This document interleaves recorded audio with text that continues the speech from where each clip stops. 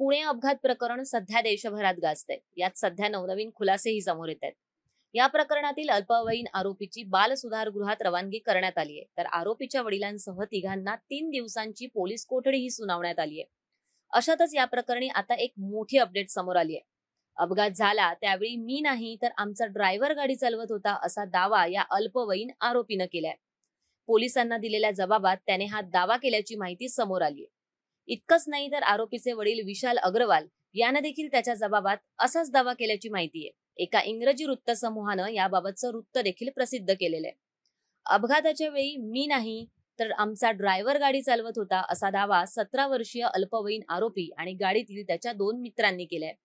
आरोपीचे वडील बिल्डर विशाल अग्रवाल यानंही अपघाताच्या वेळी आमचा फॅमिली ड्रायव्हर पोर्शे कार चालवत होता असा दावा केलाय. दोघांच्या वक्तव्यानंतर बाप लेकाची जोडगोळी पोलिसांना भरकटवण्याचा प्रयत्न करत असल्याची चर्चा रंगलेली आहे.